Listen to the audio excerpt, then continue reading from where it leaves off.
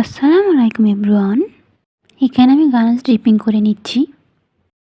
গানাশটা আমাদের ড্রিপিং করার সময় অবশ্যই আমাদের খেয়াল রাখতে হবে যে গানাশটা বেশি গরম অথবা গানাশটা বেশি যাতে ঠান্ডা না হয়। সঠিক রেশিওতে আমাদের গানাশটা মেক করতে হবে। এখানে আমি 1M নজল দিয়ে ডিজাইনগুলো করে নিচ্ছি। এই ডিজাইনটা আমার আরও একবার করা হয়েছিল আগে। আমি প্রত্যেকবারই নিয়ে কোনো ডিজাইন করার চেষ্টা করি।